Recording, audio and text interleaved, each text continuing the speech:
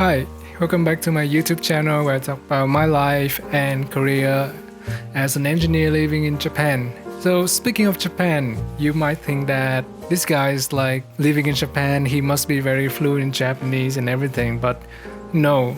I consider myself as knowing little to zero Japanese. I came to Japan in 2019. I came here for work. I work for Google, so we typically use English in our daily work and I don't have to use any Japanese at all. But outside of work, without being able to speak Japanese, I think I missed out a lot of the perks and the fun of living in Tokyo as well as Japan. Fortunately, I have made a lot of good friends, Japanese-speaking friends, and being friends with them helps me a lot in my day-to-day life as well as enjoy my life here in Japan, but also makes me realize how much I miss out for not being able to speak Japanese. So in this video, I'm gonna talk about some of my difficulties as well as some of the things that I missed out and how do I get around them, my tips to get the best out of my times while I'm being here. The first thing I think is doing grocery. I have lived in many countries and doing groceries might be one of the most basic thing you do wherever you live. So in Japan, I think you might do fine in groceries just by your basic intuition. But let's say you have a specific diet or you have some allergy to food, like some certain food that you cannot eat, and not being able to speak Japanese might cause you some difficulties. About the supermarket in Japan, they support English to some degree, like some big supermarket in big cities. Of course, they have some degree of English, but the details, the packaging of the products and mostly anything is in Japanese. Unless you went to like a foreign market where they sell like foreign products, then you might be able to find English or other language. But for a typical supermarket in Japan, almost everything is in Japanese.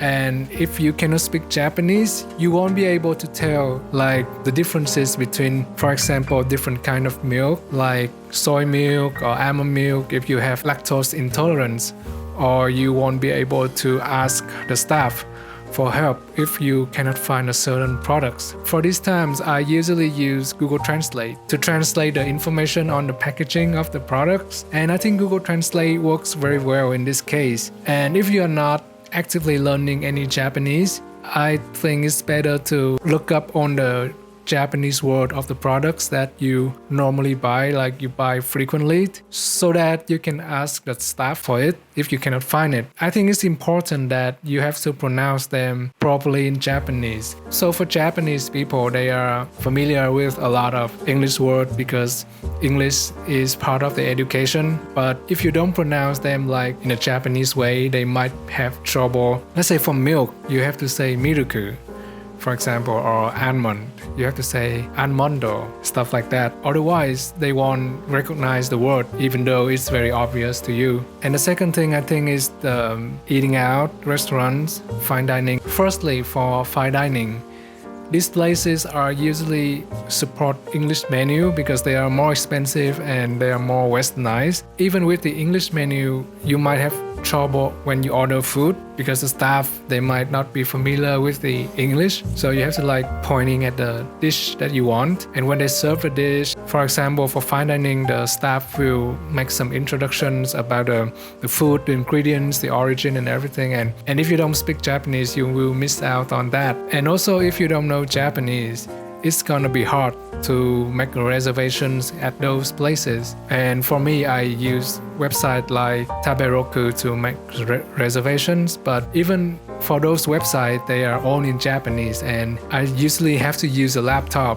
to translate the whole page. However, living in Japan is not just about fine dining. There are like hundreds of traditional restaurants, like good ones, Japanese taverns, or they call it izakaya. And these places, they usually don't support English at all. The menu are usually written in like handwriting Japanese style, and there are like no photos to illustrating the food. So it's super hard if you don't know Japanese, and I usually cannot handle those places if I go alone without a Japanese speaking person. For example, as at a sushi bar, they have this culture where the chef, if you're sitting at the bar, the chef make conversation with you, and I think it's like a culture for eating sushi. But if you don't speak Japanese, you will miss out this whole experience. And the next things I find difficult when I live in Japan without being able to speak Japanese is using the public services or the paperwork. So for banks, like large banks, they provide English,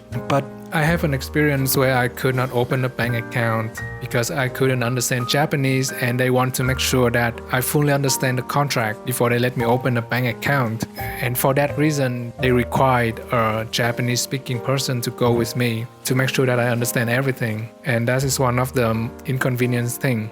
Or at the ATM, some ATM cards or some ATM machine, when you insert a certain card, they will not support English, and you have to handle everything in Japanese. And another thing is medical services. At large hospitals in Tokyo, for example, they have English support, of course. But let's say you just have a cold and you just want a quick prescriptions. You don't want to make the effort to make reservation at the hospitals and go all the way there and wait. What local people or Japanese people do is that they just go to like these local clinics that are everywhere in Japan, but they don't have English.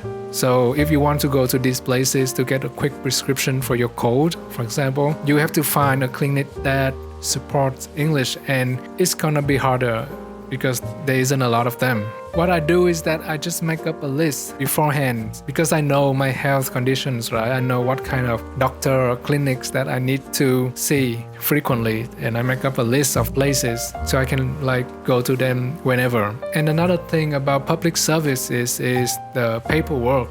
So Japanese people, they love documents and paperwork. You cannot do anything online like in America, or when I live in Singapore, you can just do anything almost online. But here in Japan, they just love paper. Like for example, you moving to a different location, you have to come to the ward office to tell them. And the tax, you have to go to the tax office to pay tax every year. And the tax paperwork, everything is in Japanese. Even when you go to the office, if you don't live in those like central area where there are a lot of foreigner living, they won't support English, and you have to do everything by your intuition and with the help of Google Translate, but it's gonna be very inconvenient. And another thing is like getting a haircut might also be hard if you don't speak Japanese. Like how do you explain to them the hairstyle that you really want? I usually like prepare photos of the hairstyle I want, and I just give it to my barber and I just stick to him. Even with the photos, it's gonna take him a few times to get the right hairstyle that I want, and I just have to stick with him because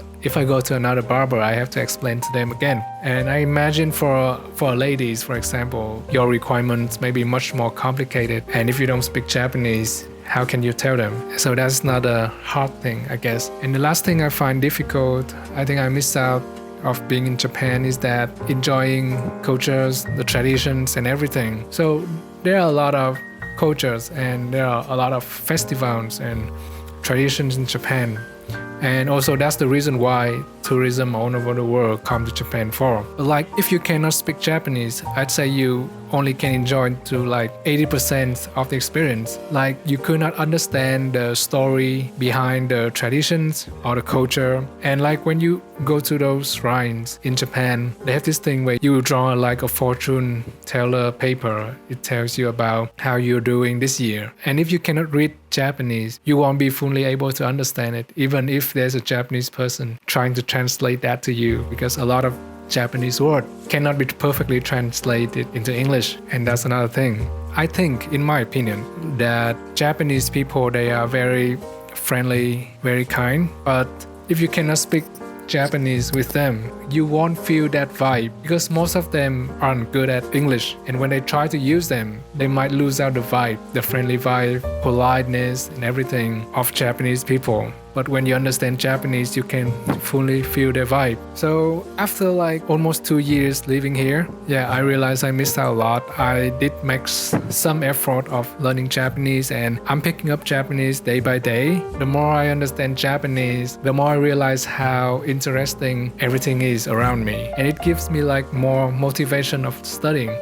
So my advice for you is that if you come to Japan for work and you don't know any Japanese, well, you can still survive. Like Japanese people, they are used to deal with foreigners. But I would advise you to pick up Japanese more or less to get the best out of your experience here.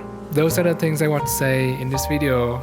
I hope you enjoy it. If you like the video, hit the like and subscribe button. Or if you have any comments or your experience about leaving Japan without being able to speak Japanese, leave your comments below. And I'll see you in the next video.